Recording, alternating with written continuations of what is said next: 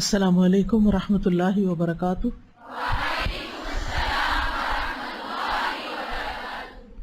کیا حال ہے سب کا؟ الحمدللہ۔ نحمده ونصلی علی رسولہ الکریم، اما بعد فاعوذ باللہ من الشیطان الرجیم، بسم اللہ الرحمن الرحیم۔ رب اشرح لی صدری ویسر لی امری واحلل عقدۃ من لسانی یفقہوا قولی۔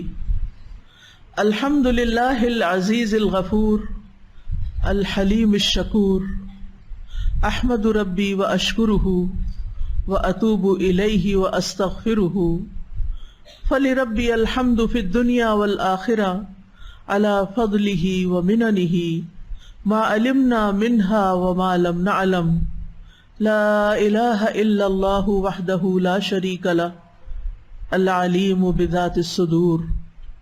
ہر قسم کی حمد اللہ کے لیے ہے جو غالب اور بخشنے والا ہے، بردبار اور قدردان ہے۔ میں اپنے رب کی حمد کرتی ہوں اور اس کا شکر ادا کرتی ہوں، اس کی بارگاہ میں توبہ کرتی ہوں اور اس سے بخشش طلب کرتی ہوں۔ بس دنیا اور آخرت میں میرے رب ہی کے لیے ہر قسم کی حمد ہے، اس کے فضل و کرم پر اور اس کے احسانات پر جنہیں ہم جانتے ہیں اور جنہیں ہم نہیں جانتے۔ اللہ کے سوا کوئی معبود برحق نہیں، وہ اکیلا ہے، اس کا کوئی شریک نہیں، وہ دلوں کے بھید تک جاننے والا ہے۔ نحن نقص عليك أحسن القصص بما أوحينا إليك هذا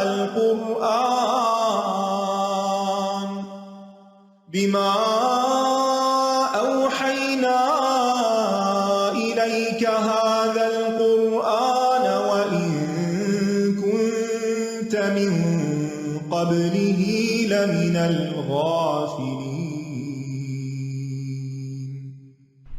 ہم آدم علیہ السلام کا قصہ پڑھ رہے تھے۔ آدم علیہ السلام کو اللہ سبحانہ وتعالیٰ نے علم عطا کیا، اس علم کی بنا پر فضیلت دی، فرشتوں کو حکم دیا کہ وہ ان کو سجدہ کریں۔ انہوں نے سجدہ کیا لیکن ابلیس نے انکار کر دیا اور اللہ تعالیٰ کے حکم کی مخالفت کی، جس کی وجہ سے اللہ تعالیٰ نے اس کو دھتکار دیا۔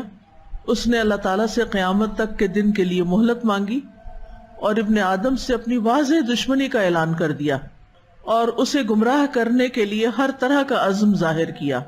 تو ہم اس پر بات کر رہے تھے اور اسی سلسلے کو آگے کنٹینیو کریں گے۔ آیت نمبر 34 ہی۔ وَإِذْ قُلْنَا لِلْمَلَائِكَةِ اسْجُدُوا لِآدَمَ فَسَجَدُوا إِلَّا إِبْلِيسَ أَبَى وَاسْتَكْبَرَ وَكَانَ مِنَ الْكَافِرِينَ۔ اور جب ہم نے فرشتوں سے کہا کہ آدم کو سجدہ کرو تو ان سب نے سجدہ کیا سوائے ابلیس کے، اس نے انکار کر دیا اور تکبر کیا اور وہ کفر کرنے والوں میں سے ہو گیا۔ ابلیس نے صرف سجدے سے ہی انکار نہیں کیا بلکہ اس کے بعد اس نے آدم علیہ السلام سے مستقل طور پر ایک دشمنی کی ٹھان لی، یعنی ان کا دشمن بن گیا۔ اور نہ صرف یہ کہ آدم علیہ السلام سے بلکہ ان کی ساری ذریت سے، یعنی اولاد آدم سے بھی، ہم سب سے، یعنی شیطان ہمارا سب کا کھلا دشمن ہے۔ اس نے اوپنلی سب کے سامنے، اللہ سبحانہ وتعالیٰ کے سامنے اپنے ان جذبات اور احساسات کا اظہار کر دیا، اور اس کے ساتھ ساتھ اس نے یہ پکا ارادہ کر لیا کہ میں اب اولاد آدم کو گمراہ کر کے چھوڑوں گا۔ سورۃ الاعراف میں آتا ہے قال فبما اغویتنی لاقعدن لهم صراطک المستقیم، پس بوجہ اس کے جو تو نے مجھے گمراہ کیا۔ نعوذ باللہ، اللہ تعالیٰ کو بلیم کر رہا ہے، حالانکہ اللہ سبحانہ وتعالیٰ نے اسے گمراہ نہیں کیا تھا بلکہ کیا کیا تھا؟ سجدے کا حکم دیا تھا۔ تو اس میں گمراہی کی کون سی بات تھی؟ لیکن اس نے بات کو سیدھی طرح نہیں سمجھا بلکہ الٹا اللہ تعالیٰ کو الزام دیا، کیونکہ اسے اب اپنے غلط کاموں کے لیے کوئی جواز تلاش کرنا تھا۔ اور ایسا ہمیشہ ہوتا ہے کہ انسان بھی جب کوئی غلط کام کرنا چاہتا ہے تو اس کے لیے کوئی نہ کوئی بہانہ تلاش کر لیتا ہے، اور یہ نفس کی چال ہوتی ہے جو شیطان کے تحت ہوتا ہے۔ مثلاً اگر کسی لڑکی کی شادی نہیں ہوئی تو وہ کسی مرد سے بغیر شادی کے تعلق قائم کر لیتی ہے، اور اس کا جواز کیا پیش کرتی ہے؟ آخر میں بھی تو انسان ہوں، میرے بھی کچھ جذبات ہیں، اگر میری شادی نہیں ہوئی تو پھر میں کیا کروں، مجھے بھی اپنی خواہش پوری کرنی ہے، وغیرہ وغیرہ۔ اور اس میں وہ مورد الزام کس کو ٹھہراتی ہے؟ کبھی والدین کو، کیونکہ والدین نے میری شادی نہیں کی اس لیے اب میرے پاس جواز ہے کہ میں جو بھی حرام کام کرنا چاہوں کروں۔ تو یہ تو بات نہیں بنتی نا، اس سے تو جواز نہیں نکلتا کہ اگر ایک کام نہیں ہوا کسی بھی وجہ سے، چاہے وہ والدین کی غفلت ہی کیوں نہیں، تو اس سے ایک حرام کام میں پڑنے کا تو کوئی جواز ہے ہی نہیں۔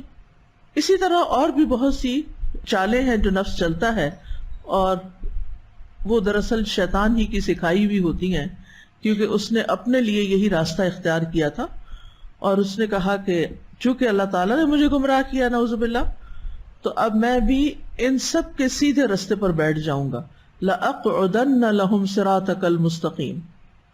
تو گویا ابلیس نے اپنی گمراہی کا قصوروار اللہ کو ٹھہرایا۔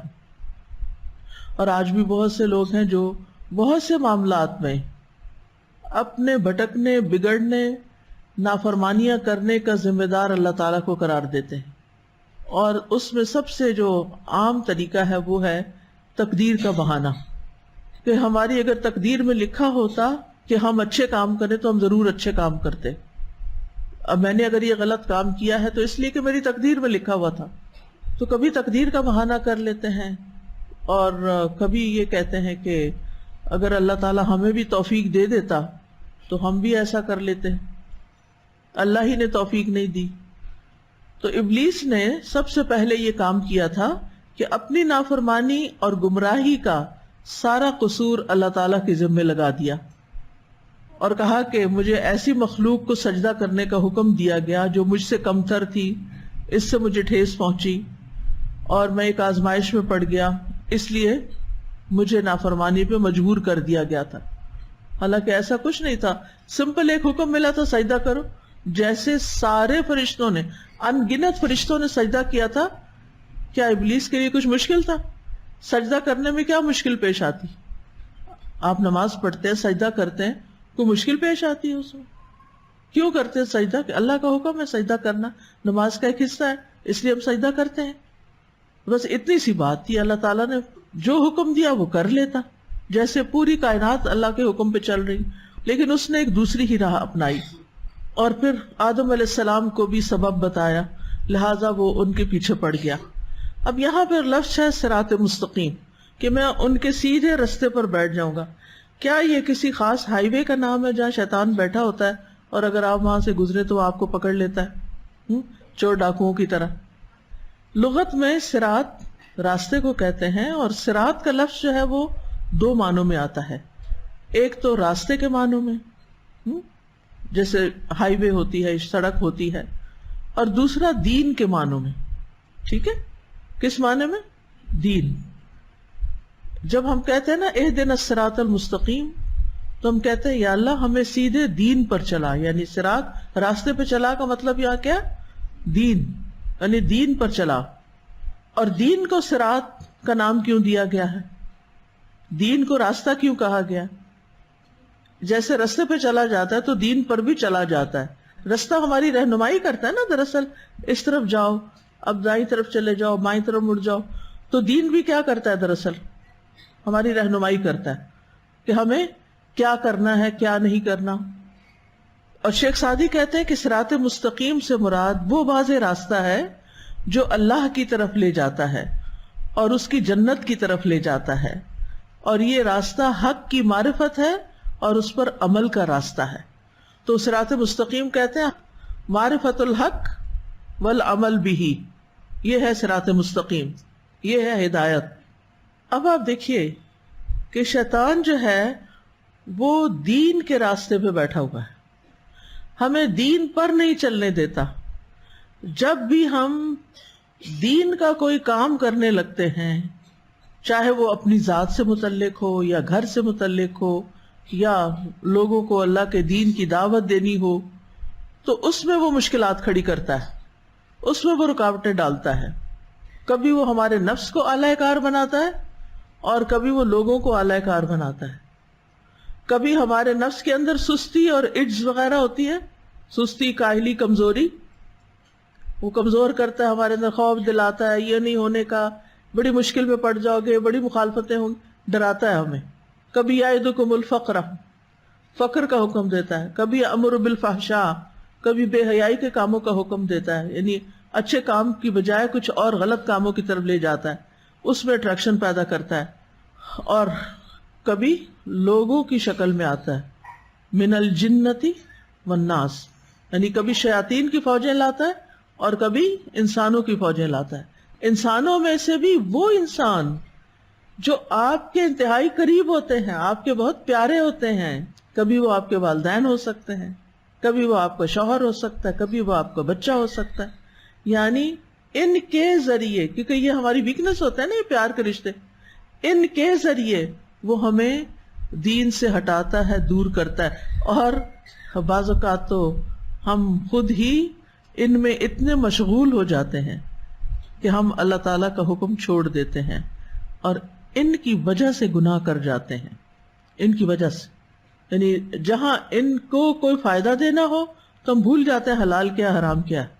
جب ان کو خوش کرنا ہو تو ہم بھول جاتے ہیں کہ اللہ تعالیٰ کیا چاہتا ہے. پھر ہمارے سامنے کون ہوتا ہے؟ ہمارے ماں باپ ہوتے ہیں، وہ کیا چاہتے ہیں. ہمارا ہسبینڈ ہوتا ہے، وہ کیا چاہتا ہے. اس کو میں کیسے خوش کروں، اس کو میں نہیں ناراض کر سکتی. اگر یہ ناراض ہو گیا تو پھر پتہ نہیں کیا ہو جائے گا. بہت سخت امتحان ہوتا ہے نا انسان کا. اور کبھی انسان کہتا ہے کہ بس اب آرام کرو، سوئے رہو، اپنے آپ کو کس مشکل میں ڈالنا ہے، کچھ اور کرو، ساری زندگی یہی کرتے رہنا ہے. تو شیطان ابن آدم کو گمراہ کرنے کے لیے خیر کے راستوں پر بیٹھتا ہے. اس کی وضاحت سنن نسائی کی ایک حدیث بھی کرتی ہے. رسول اللہ صلی اللہ علیہ وسلم نے فرمایا، بے شک آدم کے بیٹے کو گمراہ کرنے کے لیے شیطان اس کے مختلف راستوں میں گھات لگا کے بیٹھ جاتا ہے، یعنی چھپ کے بیٹھ جاتا ہے. پس وہ اس کے اسلام کے راستے پر بیٹھ کر مسلمان ہونے والے کو کہتا ہے، کیا تو اسلام قبول کرتا ہے اور اپنے آباء و اجداد کے دین کو چھوڑتا ہے؟ لیکن ابن آدم اس کی نافرمانی کرتا ہے اور اسلام قبول کر لیتا ہے. پھر وہ اس کے ہجرت کے راستے پہ بیٹھ جاتا ہے، کہتا ہے کیا تو اب ہجرت کرے گا، اپنے زمین و آسمان یعنی اپنا علاقہ، اپنا وطن چھوڑ دے گا؟ اور بے شک مہاجر کی مثال تو اس گھوڑے کی طرح جسے رسی بندھی ہو لیکن وہ اس کی نافرمانی کرتا ہے اور ہجرت کر جاتا ہے. پھر جہاد کے راستے پہ بیٹھ جاتا ہے، کہتا ہے کیا تو جہاد کرنے کے لیے جا رہا ہے؟ یہ تو نفس اور مال کے بارے میں مشقت میں پڑنا ہے. جب تو لڑے گا تجھے قتل کر دیا جائے گا، تیری بیوی سے نکاح کر لیا جائے گا اور تیرا مال وارثوں میں تقسیم ہو جائے گا. یعنی کتنے برے برے خیالات ہیں نا یہ. لیکن وہ اس کی نافرمانی کرتا ہے اور وہ جہاد کے لیے نکل کھڑا ہوتا ہے. پھر رسول اللہ صلی اللہ علیہ وسلم نے فرمایا، جس نے شیطان کے ساتھ ایسے کیا تو اللہ عز و جل پر حق ہے کہ وہ اسے جنت میں داخل کرے، اور جو قتل کیا گیا تو اللہ تعالیٰ پر حق ہے کہ اسے جنت میں داخل کرے. یعنی جو اللہ کے راستے میں اطاعت کرتا کرتا مارا بھی جائے تو پھر اللہ تعالیٰ اس کو جنت میں بھیج دے. اب آپ دیکھیے، آپ نے یہاں کون سا راستہ دیکھا؟ یہ کیا راستہ تھا جہاں شیطان بیٹھا ہوتا؟ کیا رہا تھا؟ دل میں وسوسے ڈال رہا تھا، دل میں خیالات ڈال رہا تھا، دل میں ایسی ایسی سوچیں ڈال رہا تھا. آپ دیکھیں کہ جب آپ نے کچھ کرنا ہو تو آپ کا دماغ، آپ کا برین زیادہ ایکٹیولی کام کرنے لگتا ہے نا. مثلاً آپ نے کسی شادی پہ جانا ہے، کسی پارٹی پہ جانا ہے، تو آپ کے مائنڈ کو کیا ہوتا ہے؟ جانے سے پہلے کیا پہننا ہے، کیا لے کے جانا ہے، کس طرح جانا ہے، کس کے ساتھ جانا ہے، کس نے گھر میں سے جانا ہے، کتنے بجے جانا ہے. کتنے سارے سوال ہیں نا جو ذہن میں گھومنے لگتے ہیں. پھر وہ آپ ایک ہلچل مچا دیتے ہیں، گھر میں شور شرابہ کر دیتے ہیں، یہ کر لو، وہ کر لو، ادھر آؤ تم، فلاں دیر ہو رہی، جلدی. یعنی کہ مسلسل آپ سوچ رہے ہوتے ہیں اس وقت اور چیزیں بھول جاتے ہیں. بس پھر جانا آپ کے سر پہ سوار ہو جاتا ہے. اسی طرح الہدا آتے ہیں، اسی طرح اور بھی کوئی کام کرنے لگتے ہیں. تو جب بھی کوئی کام آپ کرنے لگتے ہیں تو آپ کا برین ایکٹیو ہوتا ہے، ایکٹیولی سوچنے لگتا ہے، اور پھر اس کے ساتھ ہی شیطان بھی ایکٹیو ہو جاتا ہے. جب آپ کسی غلط راستے میں یا کوئی نیوٹرل سا راستہ ہے اس کی طرف جاتے ہیں تو وہ اتنا ایکٹیو نہیں ہوتا، لیکن جو ہی آپ کوئی خیر کا کام کرنے کے لیے جا رہے ہوتے ہیں اور زیادہ بڑا خیر کا کام کرنے کے لیے جا رہے ہوتے ہیں، اس وقت وہ آپ کے ذہن میں اور زیادہ برے برے خیالات ڈالتا ہے، اور کسی کو تو روکنے میں ہی کامیاب ہو جاتا ہے، اور کچھ نکلتے ہیں تو سستی کے مارے نکلتے ہیں جیسے منافقین تھے، اور بہت کم لوگ ایسے ہوتے ہیں جو شیطان سے لڑ کے اس کو ہرا کے اور وہ کام کر جاتے ہیں اللہ کے اذن اور فضل سے جو انہیں کرنا ہوتا ہے۔ اب یہ سب کچھ آپ سوچیں کہ جب آپ کوئی اچھا کام کرنے لگتے ہیں تو اسے کس درجے میں پایا تکمیل تک پہنچاتے ہیں، اسے کتنا مکمل کرتے ہیں، کیونکہ اکثر لوگ خیر کے کاموں کو ادھورا چھوڑ کے کچھ اور کرنا شروع کر دیتے ہیں۔ مثلا پڑھ رہے ہیں، پڑھتے پڑھتے اب کیا ہے، بور ہو رہے ہیں، علاج کیا ہے، کیا کرو، فون کھول لو، کوئی ویڈیو لگا لو، ٹائم بہت اچھا پاس ہو جائے گا، بوریت ختم ہو جائے گی۔ چلے ٹھیک ہے، اگر آپ تھک گئے تھے، آپ نے اپنے آپ کو ڈسٹریکٹ کرنا تھا تو آپ کسی حلال ایکٹیویٹی سے بھی کر سکتے تھے، لیکن عموماً کیا ہوتا ہے کہ ہمارے پاس حلال میں آپشنز بہت کم ہوتی ہیں، اور ویسے بھی ہمارا ٹیسٹ نہیں ڈیولپ ہوا ہوتا حلال سے، لہٰذا ہم یا مشکوک یا مکروہ یا پھر حرام چیزوں میں جا پڑتے ہیں۔ اور ایسی چیزیں چونکہ بہت کامنلی اویلیبل ہیں، بہت سستی ہیں، بہت عام ہیں، آپ یوٹیوب کھولیں، ریلز کو دیکھیں، سامنے کیا نظر آئے گا، سب سے اوپر کیا پاپ اپ ہو رہا ہوتا ہے، کیا نظر آ رہا ہوتا ہے، جو آپ نے سبسکرائب کیا ہوتا ہے نا، ایک تو وہ نظر آتا ہے، اس کے علاوہ کیا آتا ہے، لگتا ہے کسی نے کبھی کچھ دیکھا ہی نہیں اور کسی کو کچھ خبر نہیں، جو اس ٹائم ٹرینڈز ہوتے ہیں وہ نظر آتے ہیں۔ آپ کہتے ہیں اچھا میں ذرا ایک نظر دیکھ لوں، یہ دیکھیں اس کا ڈریس کیسے ہے، یہ ڈریس میں دیکھ لیتی ہوں، اچھا بھائی یہ کر کیا رہے ہیں، ایک دفعہ سمجھ نہیں آئی، دوبارہ لگاؤ ذرا کیا ہے، اور دوبارہ لگانے میں کیا مشکل ہے، ایک دفعہ ٹچ ہی کرنا ہے نا آپ، وہ پھر سے شروع ہو جائے گا۔ یعنی برائی تک پہنچنا اتنا آسان ہے، اور اگر آپ نے کوئی لیکچر سننا ہے تو آپ کو ڈھونڈنا پڑے گا، وہ کہیں گما ہوا ہوگا، پھر اس کے سپیلنگ غلط ہو جائیں گے، پھر آپ فرسٹریٹ ہو کے چھوڑ دیں گے، گیا کام ختم۔ اور کئی دفعہ ایسا ہوتا ہے کہ کچھ اور سوچ کے کھولتے ہیں اور پہنچ کے اور جاتے ہیں، رستہ کھو بیٹھتے ہیں، اس کو کہتے ہیں رستہ کھونا، رستہ کھو دیتے ہیں ہم، اور شیطان وہیں سے ساتھ داخل ہو جاتا ہے، منزل تک نہیں پہنچنے دیتا۔ کیوں؟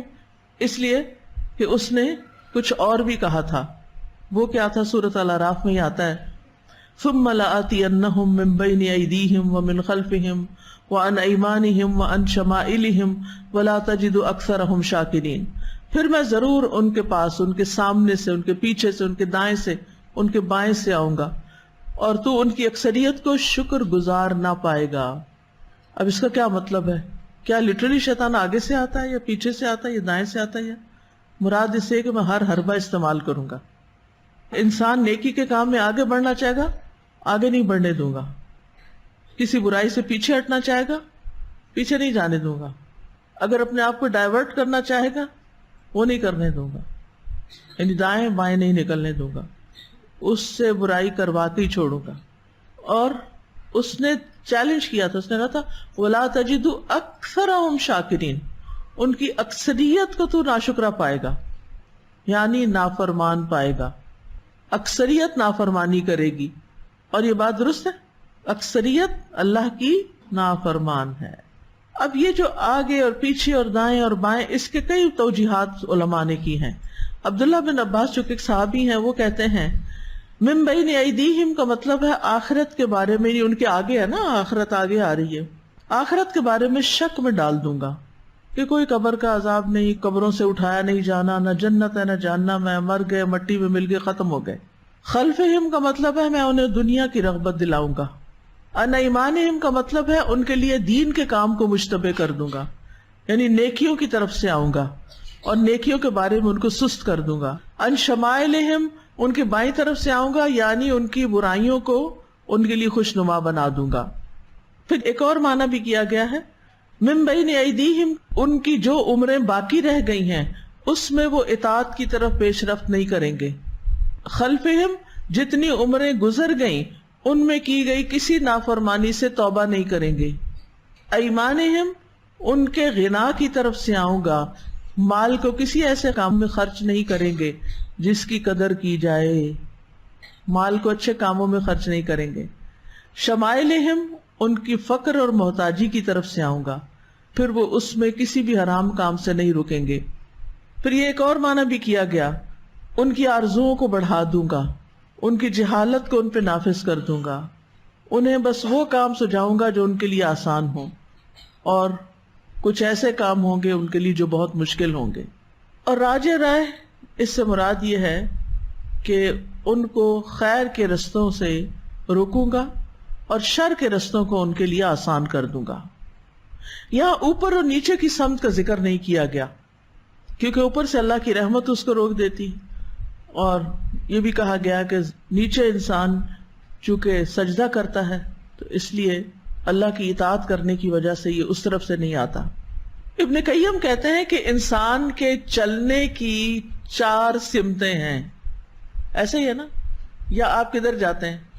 آگے، یا قہقرہ پیچھے، یا رائٹ، یا لیفٹ۔ وہ کہتا ہے انسان جدھر بھی جاتا ہے، صراط ہے نا راستہ، تو یہ راستے ہیں نا، آگے پیچھے دائیں بائیں۔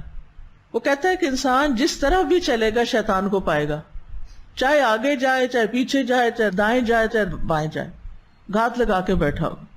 اگر وہ نیکی کے راستے پہ چلے گا تو اس پہ شیطان کو پائے گا، اور وہ اس کو کاٹ دے گا، یا اس کے لیے رکاوٹیں ڈالے گا، یا سست کرے گا، یا اس کام کو پوسٹ پون کرا دے گا، بعد میں کر لینا، اگلے سال کر لینا، شادی کے بعد کر لینا، ڈیلیز ڈیلیز ڈیلیز۔ پھر کہتے ہیں کہ اگر وہ نافرمانی کے راستے پر چلے گا تو شیطان اس کو اکسائے گا، اس کی خدمت کرے گا، اس کا مددگار بن جائے گا، اس کو آرزویں اور خواہشات دلائے گا۔ لہذا ایفرٹ تو برے کام میں بھی لگتی ہے، لیکن وہ کام اس کے لیے کیا ہو جائے گا؟ آسان ہو جائے گا۔ لہذا اچھے کام کو مشکل سمجھ کے چھوڑ دے گا انسان، اور برے کام کو آسان سمجھ کے اختیار کر لے گا۔ مثلا حلال کمائی کرنے میں بڑی محنت اور بڑی مشقت ہے، لہذا یہ جاب کرنے کی ضرورت نہیں، اس میں بڑی محنت ہے، بہت کام کرنا پڑے گا۔ اور یہ راستہ بہت آسان ہے، اس میں تو مفت میں پیسہ مل جاتا ہے، چاہے مشکوک ہو۔ عمومی طور پر آپ دیکھیں، عوام الناس کی بات کر رہی ہوں، آپ جیسے پڑھے لکھے لوگوں کی بات نہیں کر رہی، کہ ان کے سامنے اگر 2 چوائسز ہوں، ایک میں محنت کرنی پڑ رہی ہو لیکن حلال ہو، اور دوسرے میں مفت کا مال ہو لیکن مشکوک اور حرام ہو، کدھر جائیں گے؟ کم ہی لوگ جائیں گے مشقت والے راستے پہ۔ تو شیطان کے ہر طرف سے آنے پر اللہ کے بندوں کا رد عمل کیا ہے؟ وہ کہتے ہیں جہاں تک میرے پیچھے سے آنے کا مطلب ہے تو وہ یہ ہے کہ وہ مجھے ان کے ضائع ہونے کے بارے میں ڈراتا ہے، جن کو میں مرنے کے بعد پیچھے چھوڑ جاؤں گا۔ پیچھے سے آتا ہے یعنی شیطان کیا ڈراتا ہے؟ تم جا رہے ہو دنیا سے، تمہارے بچوں کا کیا ہوگا؟ ان کو کون کھلائے پلائے گا؟ اور اس پہ وہ رونا شروع کر دیتا ہے، غمگین ہو جاتا ہے۔ مثلا اگر کسی ایسے انسان کو کوئی بیماری لاحق ہو گئی ہو جس میں ڈاکٹر نے کہا کہ بس چند ہفتے کی بات ہے، تو اس کا وہ سارا وقت کس فکر اور کس خوف، کس خیال میں گزارے گا؟ وہ میرے بعد میرے بچوں کا کیا ہوگا، بجائے اس کے کہ وہ سوچے میں آگے جا رہا ہوں، میرا کیا ہوگا۔ نہیں سوچنے دیتا نا پیچھے کیا ہوگا۔ تو ابن القیم کہتے ہیں کہ جب وہ میرے پیچھے سے آتا ہے، پیچھے والوں کے بارے میں آتا ہے، تو میں یہ آیت پڑھتا ہوں، وَمَا مِن دَابَّةٍ فِي الْأَرْضِ إِلَّا عَلَى اللَّهِ رِزْقُهَا۔ سبحان اللہ، اتنی خوبصورت آیت ہے۔ زمین پر چلنے والا کوئی جاندار ایسا نہیں جس کا رزق اللہ کے ذمے نہ ہو۔ مجھے پریشان ہونے کی کیا ضرورت ہے؟ مجھے غم کرنا چاہیے کس چیز کا؟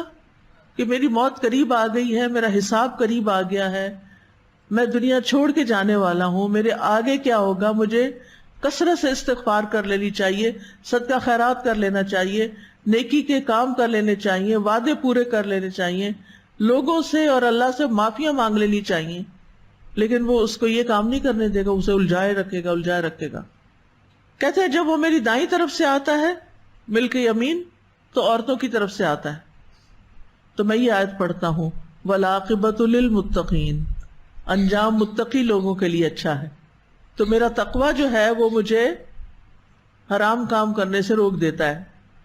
اور جب وہ میری بائیں طرف سے آتا ہے تو وہ خواہشات کی طرف سے آتا ہے، تو میں یہ پڑھتا ہوں وحیل بینہم وبین ما یشتہون، اور ان کے اور جو وہ خواہش کرتے ہیں اس کے درمیان رکاوٹ ڈال دی گئی. تو وہ آیات کے ساتھ شیطان کا مقابلہ کرتے تھے.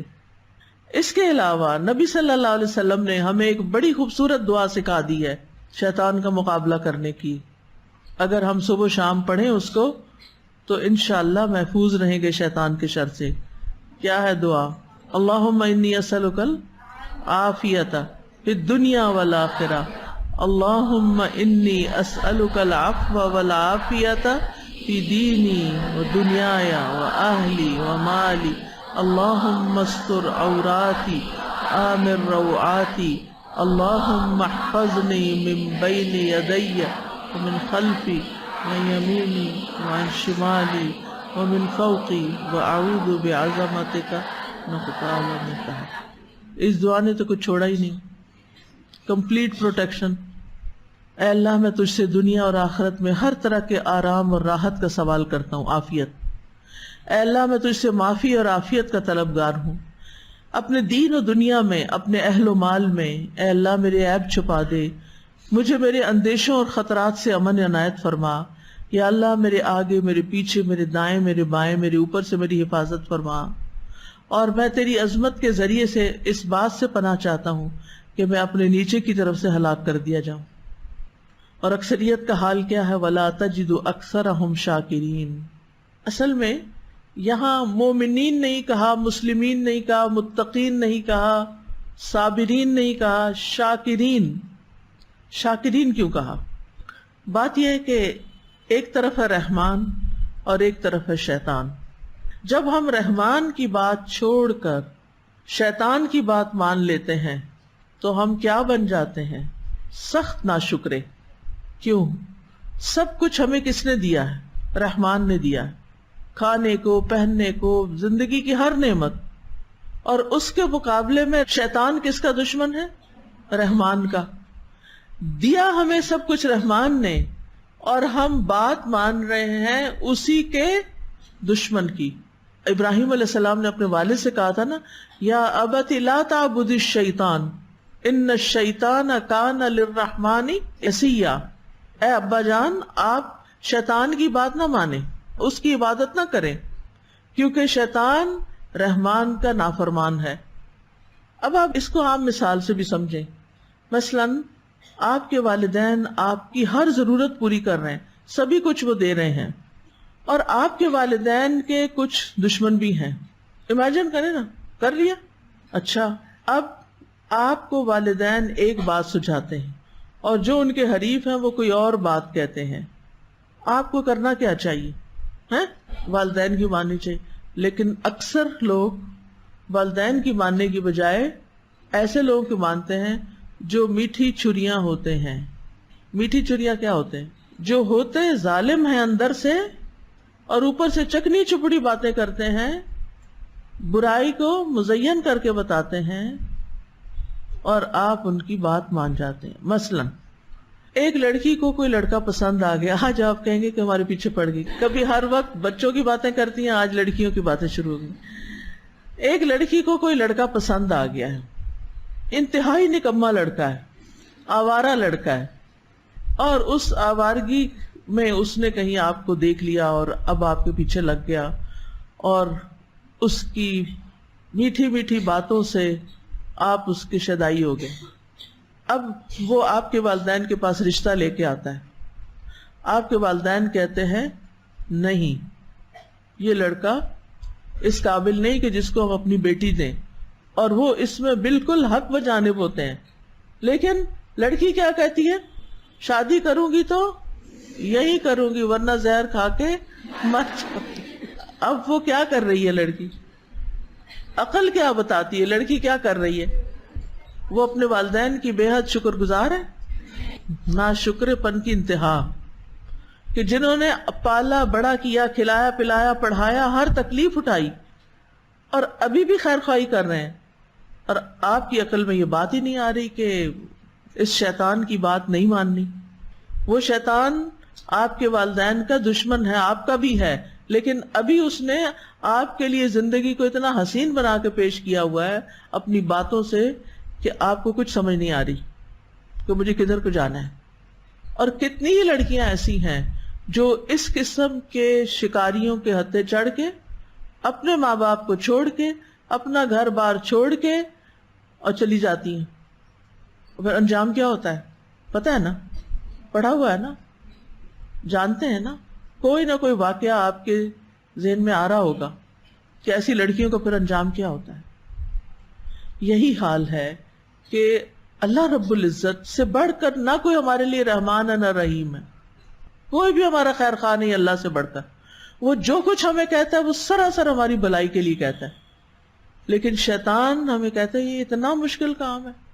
وہ سارے فائدے کے کام ہمیں مشکل بنا بنا کے پیش کرتا ہے، اور دوسری طرف وہ چکنی چپڑی باتیں کر کے زخرف القول غرورا دھوکہ دے کے کیا کرتا ہے، انسان کو پھسلاتا رہتا ہے تاکہ انسان اس کے ڈب پہ آ جائے اور برے کام کرے. اور جب انسان کر چکتا ہے تو پھر وہ کیا کہتا ہے، انا بری من، میں تو بری ذمہ ہوں.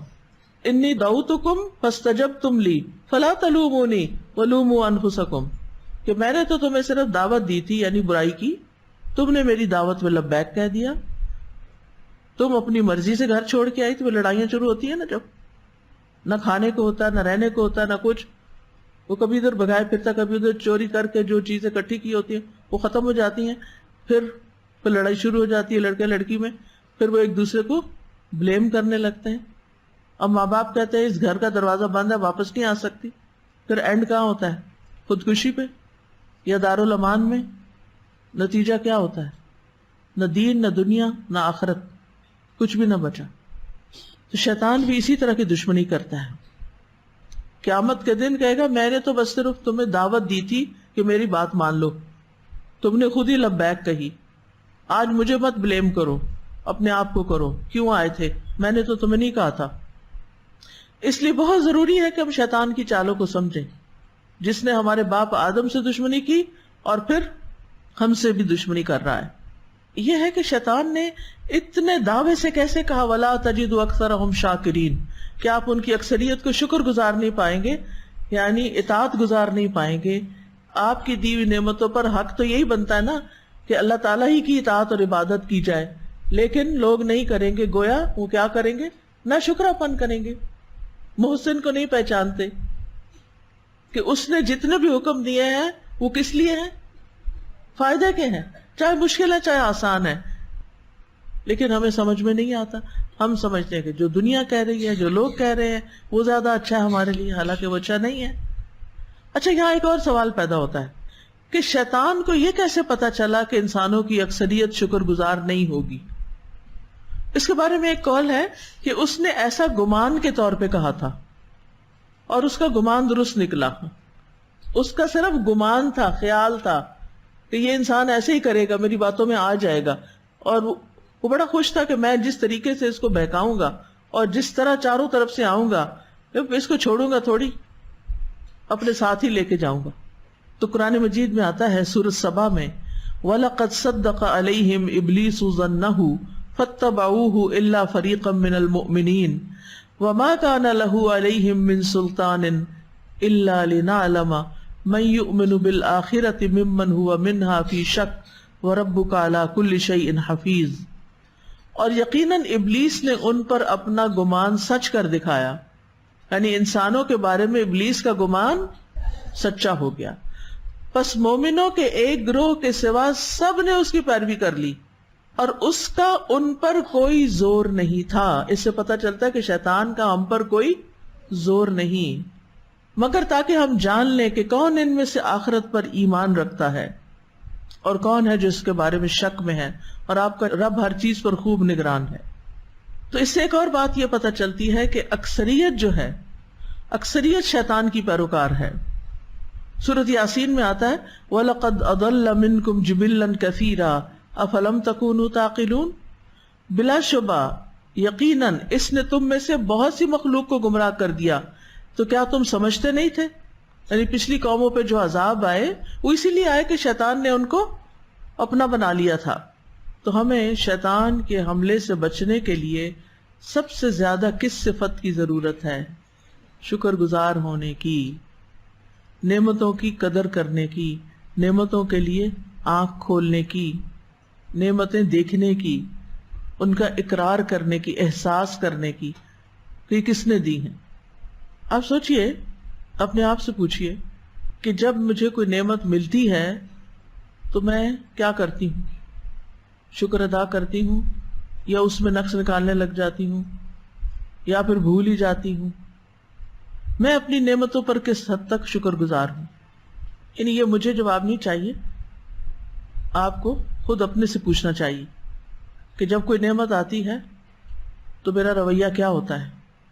شکر کا اپوزٹ ہوتا ہے شکوہ، شکایت، شکوہ شکایت۔ آپ کو اپنی زندگی میں اللہ سبحانہ تعالیٰ سے کوئی شکوہ تو نہیں؟ تقدیر پہ راضی ہیں؟ اپنی تقدیر پہ، اپنے حالات پہ؟ بڑے اچھے لوگ ہیں۔ القدر المر، کڑوی تقدیر پہ، کڑوی تقدیر پہ، یعنی جو مرضی کے فیصلے نہیں ہوتے ہماری زندگی میں، جو چیزیں ہماری مرضی کے خلاف ہوتی۔ اچھا یہ بتائیں کہ کل سے آج تک کتنی دفعہ غصہ کیا آپ نے؟ غصہ کیوں کرتے ہیں؟ جب مرضی کے خلاف کوئی چیز ہوتی ہے نا، آج اگر کسی بات پہ غصہ آئے تو سوچئے کیوں غصہ کر رہی ہوں؟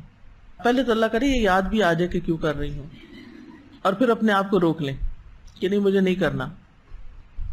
پھر ایک اور کام بھی کرتا ہے شیطان، گناہوں کے کاموں کو خوبصورت بنا کے پیش کرتا ہے۔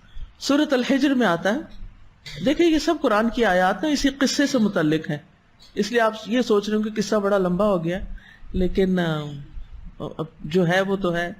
اور ایک دفعہ یہ سمجھ آ جائے نا ہماری تخلیق کیوں ہوئی، کیسے ہوئی، ہمارے لیے کیا چیلنجز ہیں، اور ان چیلنجز میں سب سے بڑا چیلنج کیا ہے، اور ہمیں اس کے ساتھ کیسے ڈیل کرنا ہے، تو زندگی صحیح ڈھب پہ آ جائے گی، اور انشاءاللہ انجام بھی اچھا ہوگا۔ جس نے آغاز کو نہیں سمجھا، جو آغاز کی حکمتیں نہیں جانتا، وہ انجام کے بارے میں بھی سنجیدہ نہیں ہوتا، وہ انجام کو بھی سامنے نہیں رکھتا۔ ایسی بے ہوشی والی زندگی نہیں ہمیں گزارنی، کانشیس لائف گزارنی ہے۔ آغاز کہاں سے ہوا، انجام کہاں ہے، اور مجھے اپنے لیے کون سا انجام اختیار کرنا ہے۔ سورۃ الحجر میں ہے قال رب بما اغویتنی لأزینن لهم فی الارض ولأغوینہم اجمعین الا عبادک منہم المخلصین۔ اس نے کہا اے میرے رب، اس وجہ سے جو تو نے مجھے بے راہ کیا، بھٹکایا، میں بھی ان کے لیے زمین میں برائی کو ضرور مزین کروں گا، برائی کو خوبصورت بنا کے پیش کروں گا، اور میں ضرور ان سب کو بہکا دوں گا سوائے تیرے ان بندوں کے جو ان میں سے چنے ہوئے ہیں۔ بس گنتی کے بندے ہوں گے جو بچیں گے، باقی سب کے ساتھ دو ہاتھ کھیلوں گا۔ ازینن کا لفظ جو نا یہ تزیین سے ہے، تزیین، تفعیل، اس کا مطلب ہوتا ہے کسی چیز کو اچھا بنا کر اور خوبصورت بنا کر پیش کرنا۔ کیا کرنا؟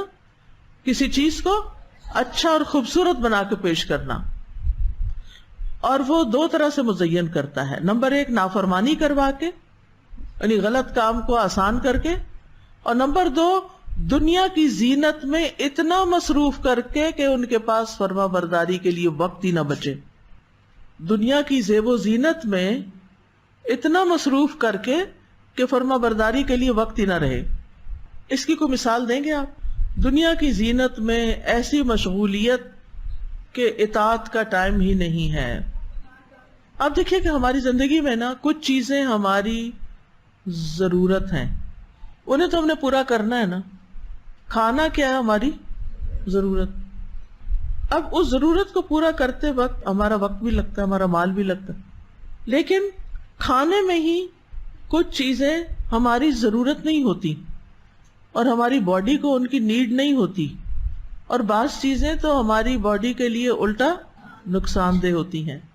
اب ہم اپنی غذائی عادات کو دیکھیں، ہم کھانے میں کیا پسند کرتے ہیں؟ صحت دینے والی غذا یا جنک، کولڈ ڈرنکس، برگرز؟ ہم صحیح کھانا بھی نہیں کھاتے، ہم صحیح کھانا بھی نہیں کھاتے، ہم اپنی باڈیز کو ابیوز کرتے ہیں، ہم سمپل غذا بھی نہیں کھاتے، ہم ضرورت کا بھی نہیں کھاتے، ہم بلا ضرورت کھاتے ہیں، ایکسٹرا کھاتے ہیں۔ اب آپ دیکھیے، کھانا تو ایک ضرورت ہے ہماری، لیکن ہم صرف ضرورت پوری کرنے کی حد تک نہیں رہتے، بلکہ اس سے آگے کیا ہے؟ ضرورت کے بعد وانٹس، خواہشات کے پیچھے چل پڑتے ہیں. پھر اس کے آگے لگژریز، جنک کے پیچھے چل پڑتے ہیں. تو ہم کہتے ہیں اس میں کیا حرج ہے، سارے لوگ تو ایسے ہی کھا رہے ہیں، سب لوگ تو ایسے ہی جیتے ہیں. حتیٰ کہ شیطان نے اس چیز کو اتنا عام کر دیا کہ دلوں سے قباحت بھی نکل گئی ہے. ہم پڑھتے بھی ہیں، ہم سمجھتے بھی ہیں، ہم بھگتتے بھی ہیں، ہمیں نقصان بھی پتا ہے غلط کھانے کے، پھر بھی ہم کیا کرتے ہیں؟ پھر بھی وہی کھاتے ہیں جو شیطان ہمیں کہتا ہے کہ کھاؤ. وہ ہمارے اندر خواہشات کا ایسا غلبہ کرتا ہے کہ اگر ایک ہی جگہ پر دو چیزیں رکھی ہوئی ہوں تو ہم وہ کھائیں گے جس میں ہمیں بس مزہ آئے، صحیح چیز نہیں کھائیں گے. یعنی وہ چیز جو ہماری دنیا کے لیے بھی نقصان دہ، اور جب دنیا کے لیے ہے تو پھر آخرت کے لیے بھی ہو جاتی ہے، کیونکہ پھر ہماری نہ عبادت صحیح، ہمارے اندر سستی، ہمارے اندر کاہلی، پھر وہ عبادت کی لذت بھی نہیں رہتی. اب مثلا جس شخص نے قرآن حفظ کرنا ہے وہ چپس کھا کے کر سکتا ہے؟ یاد رہے گا اس کو؟ وہ صرف ٹافیاں اور سویٹس کھا کے چل سکتا ہے؟ پھر ہم کہتے ہیں ہمارا حافظہ ٹھیک نہیں، پھر ہم کہتے ہیں ہمیں سمجھ نہیں آتا سبق، ہمیں یاد نہیں ہوتا، ہمیں بھول جاتا ہے. اور ہم بھول جاتے ہیں کہ اس کے پیچھے وجوہات کیا ہیں. شیطان نے آپ کو وہ حفظ کرنے سے تو نہیں روک سکا، اس سے نہیں روک سکا آپ کو. آپ نے کسی نہ کسی طرح داخلہ لے ہی لیا، آپ نے کام شروع کر ہی دیا، تو کیا اب وہ یہاں پر چھوڑ دے گا کہ آپ آرام سے کر لیں؟ پھر ایسے ایسے رکاوٹیں ڈالے گا، ایسے ایسے طریقوں سے آئے گا کہ آپ کر کے بھی نہ کرنے والوں کی طرح ہوں. یہ تو ایک مثال ہے. اسی طرح پہننے اوڑھنے میں، شادی بیاہ میں، ہماری شادیوں میں کیا وہ سب کچھ ضرورت کا ہوتا ہے جو ہم کر رہے ہوتے ہیں؟ اسی طرح ہماری سوشلائزنگ میں، ہماری باتوں میں، بعض اوقات میں لوگوں کی باتیں سنتی ہوں تو میں حیران ہوتی ہوں، یہ کیا بات کر رہے ہیں، یہ کیوں کر رہے ہیں، اس کے پیچھے کیا مقصد ہے، اس سے کسی کو کیا فائدہ ہوگا، یہ کیا ہو رہا ہے؟ یعنی انتہائی تکلیف دہ کنورسیشن ہوتی ہے بعض اوقات لوگوں کی. فضول باتوں پہ ہنس رہے ہوتے ہیں، فضول باتیں کر رہے ہوتے ہیں جن کا کوئی مقصد نہیں، اس میں کوئی فائدہ نہیں، نہ اپنا نہ دوسرے کا نہ کسی اور کا. عقل سے کام ہی نہیں لیتے تو کس کے اعلی کار بنے ہوئے ہوتے ہیں؟ شیطان. اگر اس کے مقابلے میں نبی صلی اللہ علیہ وسلم کی سنت کو سامنے رکھیں کہ آپ کی مجالس کیسے ہوتی تھی، یا آپ کی گفتگو کیسے ہوتی تھی، اور صحابہ کی گفتگو کیسے ہوتی تھی، تو آپ کہیں گے نہیں وہ تو پہلے تھے نا، وہ بہت سنجیدہ لوگ تھے اور بہت تقویٰ والے تھے، بھئی ہم تو گناہ گار لوگ ہیں، ہم تو ایسے نہیں ہیں. پھر آپ کس کے ساتھ رہنا چاہتے ہیں آخرت میں؟ کس کے پیچھے جانا چاہتے ہیں؟ کیا ان کے ہاں ہنسی مذاق نہیں ہوتا تھا؟ ہوتا تھا، لیکن ہر وقت نہیں ہوتا تھا. ہر وقت ہنستے ہی نہیں رہتے تھے، ہر وقت باتیں ہی نہیں کرتے تھے. یعنی ہم اپنی دن بھر کی روٹین میں دیکھیں شیطان کا کتنا حصہ ہے، اور وہ کہاں کہاں سے آ رہا ہے. برائیوں کو مزین کرتا ہے، برائیوں کو مزیدار بنا دیتا ہے، خواہشات کو مزین کر دیتا ہے، دنیا میں اتنا مشغول کر دیتا ہے کہ دین کے لیے وقت نہیں رہتا. بہت سے لوگوں کو جب کہتے ہیں نا کہ آئیں کچھ کریں، کچھ پڑھ لیں، کچھ پڑھا دیں، کچھ وقت نکال دیں، وقت نہیں ہے. کن چیزوں میں وقت ہے؟ اگر وہ اپنا حساب لگائیں تو بہت سی ایسی چیزیں ہیں جو زندگی میں غیر ضروری شامل کی ہوئی ہیں، جن کی کوئی اہمیت نہیں ہے، جن کا کوئی فائدہ نہیں ہے. پھر اس نے ایک اور چیلنج بھی کیا تھا، اور وہ ہے سورۃ الاسراء میں.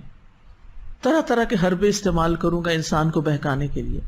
قال ارأيتك هذا الذي كرمت علي لئن اخرتني الى يوم القيامة لاحتنكن ذريته الا قليلا قال اذهب فمن تبعك منهم فان جهنم جزاؤكم جزاء موفورا واستفزز من استطعت منهم بصوتك واجلب عليهم بخيلك ورجلك وشاركهم في الاموال والاولاد وعدهم وما يعدهم الشيطان الا غرورا ان عبادی لیس لک علیہم سلطان وکفی بربک وکیلا.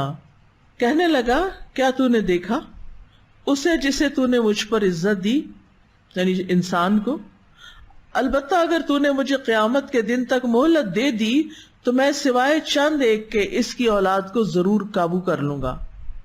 فرمایا جا پھر ان میں سے جو کوئی تیری پیروی کرے گا تو بے شک تم سب کا بدلہ جہنم ہے جو پورا پورا بدلہ ہے، اور ان میں سے جس پر تو استطاعت رکھتا ہے اسے اپنی آواز کے ساتھ بہکا لے، اور ان پر اپنے سوار اور پیادے چڑھا لا، اور مال اور اولاد میں ان کا شریک ہو جا، اور ان سے وعدے کر، اور ان سے شیطان صرف دھوکے پر مبنی ہی وعدہ کرتا ہے، بے شک میرے بندوں پر تیرا کوئی زور نہیں، اور کافی ہے آپ کا رب کارساز۔ اب آپ دیکھ رہے ہیں کہ ابلیس کی جسارت، اور دوسری طرف اللہ سبحانہ تعالیٰ کتنی بردباری سے اس کی باتیں سن رہے ہیں اور اس کو مہلت دے رہے ہیں۔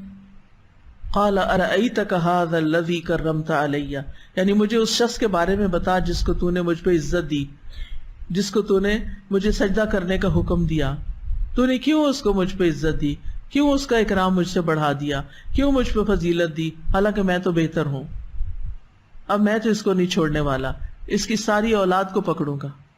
لئن اخرتنی الی یوم القیامہ، اس نے مہلت مانگی ہوئی تھی نا، تو اگر تو نے مجھے مہلت دے دی، مجھے اجازت مل گئی، تو کیا کروں گا؟ لأحتنکن ذریتہ، احتناق کہتے ہیں کسی چیز پہ غلبہ پا لینا، اس کو جڑ سے کاٹ دینا۔ میں اس کی اولاد کو پکڑ لوں گا، اس پہ غالب آ جاؤں گا۔ تحنیک کو دابہ کہتے ہیں، جانور کے تالو میں زور سے رسی کس دی جاتی ہے جس کی وجہ سے وہ مطیع ہو کے پیچھے چلا آتا ہے۔ آپ نے دیکھا ہوگا نا جانوروں کے منہ میں رسی کے ساتھ ان کو باندھا ہوا ہوتا ہے، اور پھر ان کو پکڑ لیتے ہیں، ایک رسی ہلکی سی، وہ آرام سے پھر چلنا شروع کر دیتا ہے۔ اسی سے تحنیک، جو بچے کو گٹی نہیں دیتے، یعنی کہنے کا مطلب یہ تھا کہ میں اس کی اولاد کو، کس کی اولاد کو؟ انسان کی اولاد کو لگام کی طرح جبڑے میں رسی باندھ کے اپنے پیچھے چلاؤں گا، یعنی رسیاں باندھ کے اپنے ساتھ لے جاؤں گا، چھوڑوں گا نہیں۔ کتنی خطرناک بات ہے۔ ان پہ مسلط ہو جاؤں گا، ان کو گمراہ کروں گا، ان کو اغوا کر کے ہلاک کروں گا، سوائے چند لوگوں کے جو مخلص ہوں گے۔ تو جب یہ باتیں ابلیس کر چکا تو اللہ تعالیٰ نے اس سے کیا کہا؟ قال اذهب، فرمایا جاؤ، فمن تبعک منہم، ان میں سے جو جو تیری پیروی کریں گے، فإن جہنم جزاؤکم جزاء موفورا، تو پھر جہنم ہی اس کا پورا پورا بدلہ ہے۔ تو یہ آیت ان لوگوں کی سزا بیان کرتی ہے جو ابلیس کی پیروی کرتے ہیں، جس کی طرف وہ دعوت دیتا ہے۔ تو اللہ سبحانہ تعالیٰ نے اذهب کہہ کے کیا کیا؟ مہلت دے دی، جاؤ اپنا کام کرو، پھر تم آؤ گے میرے پاس تو بدلہ کیا ہوگا؟ جہنم۔ اچھا، یہاں کچھ اور الفاظ بھی ہیں جن کی طرف ذرا توجہ کرنی چاہیے۔ ایک ہے وستفزز، فزا سے، فزن، اس کا مطلب ہوتا ہے ہلکا اور خفیف، یعنی جسے تو اپنی آواز سے ہلکا اور بے وقت بنا سکے اسے بنا لے۔ من استطاعت منہ، یعنی جس کو تو اپنی آواز کے ساتھ اکسانا چاہتا ہے، دھوکے میں ڈالنا چاہتا ہے، اس کو ڈال لے۔ اور صوت سے مراد آواز ہوتی ہے، یہاں کون سی آواز مراد ہے؟ شیطان کی آواز، ہر وہ آواز جو اللہ کی نافرمانی کی دعوت دے، یہ عمومی معنی ہے۔ اسی طرح گانا بجانا، بانسری، ڈھول، آلات موسیقی وغیرہ بھی اس میں شامل ہیں۔ اور اسی طرح بدکاری، فساد اور ہر برے کام کی دعوت، ہر برے کام کی دعوت، یہ شیطان کی آواز ہے، چاہے اونچی ہو چاہے وسپر کی شکل میں ہو۔ اب آپ کہہ رہے ہوں گے کہ انہوں نے تو گانا بجانا اور موسیقی اور یہ سب کچھ بیچ میں ڈال دیا ہے۔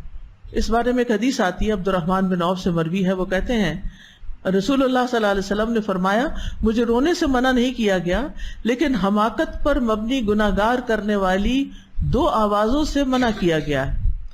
نمبر 1، کھیل کود کے وقت گیت کی آواز اور شیطان کے آلات موسیقی۔ نمبر 2، مصیبت کے وقت چہرہ پیٹنے، گریبان چاک کرنے اور شیطان کے رونے کی آواز، یعنی بین ڈالنا۔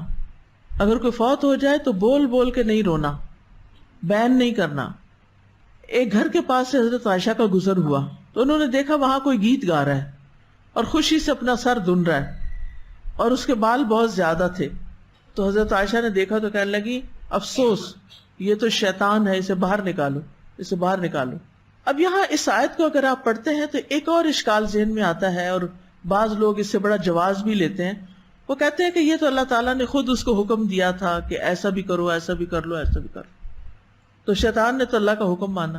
آپ کیا کہیں گے اس پر؟ کیونکہ اس نے کہا تھا نا کہ اگر مجھے مہلت ملی تو میں یہ اور یہ اور یہ کروں گا۔ اب اس کی اسپیچ کا وہ حصہ یہاں نہیں آیا، تو اس کے جواب میں اللہ تعالیٰ نے کیا فرمایا؟ اچھا جاؤ کر لو، یہ بھی کر لو، یہ بھی کر لو، یہ بھی کر لو۔ یہ ایسا ہی ہے کیونکہ کوئی شخص آپ سے آ کے یہ کہہ سکتا ہے کہ یہ تو اللہ تعالیٰ خود کہہ رہے ہیں کہ تم جس کو اکسانا چاہتے ہو، دھوکے میں ڈالنا چاہتے ہو، اپنی آواز سے ڈال لو. یعنی بہت سے امر کے سیغے آئے نا یہاں. تو یہ ایسے ہی ہے جیسے اگر کوئی بچہ سیڑھی سے گر جائے تو ہم اسے کیا کہتے ہیں. اب آپ نے خود ہی جواب دیا، اور چڑھو. کیا آپ واقعی ڈو یو مین کہ اور چڑھو؟ دوبارہ چڑھا رہے ہیں اس کو؟ یہ عام محاورے کی بات ہے نا. تو اسی طرح یہاں پر ڈانٹ کا انداز ہے. اس نے اپنا پلان بتایا کہ میں یہ کروں گا. اللہ تعالیٰ نے اچھا کرو، جاؤ کرو. جو تیرے پیچھے چلیں گے پھر ان کی بھی شامت آئے گی. تم کرو اور جو تمہاری طرح کریں گے پھر وہ بھی اپنا انجام دیکھ لیں گے. اب یہاں پر آپ دیکھیں کہ لشکروں کے ذریعے بہکاؤ، فوجیں لے کے جاؤ. رجل جو ہے نا، یہ راجل کی جمع ہے. راجل پیدل چلنے والے کو کہتے ہیں، اور بخیل خیالہ سے ہے یعنی گھڑ سوار. رجل پیدل اور دوسرے گھڑ سوار. مراد ہے اس کے معاونین اور پیروکار. یعنی جو کچھ بھی تمہاری قدرت میں ہے ان پہ غلبہ پانے کے لیے اپنی چالوں سے جو کچھ تم ان کے خلاف چل سکتے ہو چل لو. پوری آزادی ہے تمہیں. یعنی گویا یہاں اللہ تعالیٰ نے اس کو اس کے سارے پلانز پر عمل کرنے کی پوری آزادی دے دی. اور یہ جو پیدل اور گھڑ سوار کی بات ہے نا، تو ابن عباس اس آیت کی تفسیر میں کہتے ہیں کہ اس کا مطلب ہے ہر وہ سوار یا پیدل چلنے والا جو اللہ کی نافرمانی کے کام کے لیے جا رہا ہو وہ ابلیس کے لشکر اور اس کی فوج ہے. اسی طرح جب انسان اپنے گھر سے نکلتا ہے تو اس کے دروازے پہ 2 جھنڈے ہوتے ہیں. ایک جھنڈا فرشتے کے ہاتھ میں ہوتا ہے، دوسرا شیطان کے ہاتھ میں. اگر اللہ کی رضا کے لیے کوئی نکلے تو فرشتہ اپنا جھنڈا لے کے اس کے پیچھے چل پڑتا ہے، اور وہ گھر لوٹنے تک فرشتے کے جھنڈے تلے ہوتا ہے. اور اگر وہ اللہ کی ناراضگی کے کام کے لیے نکلتا ہے تو شیطان اپنا جھنڈا لے کے اس کے پیچھے چل پڑتا ہے، اور گھر آنے تک وہ شیطان کے جھنڈے تلے رہتا ہے. تو گھر سے نکلتے ہوئے بھی اپنے آپ سے پوچھا کریں کہ میں کیوں نکل رہی ہوں، کدھر جا رہی ہوں، کس مقصد سے جا رہی ہوں، کیا نیت ہے میری. پھر آپ دیکھیں شیطان کی مال میں شراکت سے کیا مراد ہے. فضول خرچی کرنا. ان المبذرین کانوا اخوان الشیاطین وکان الشیطان لربہ کفورا.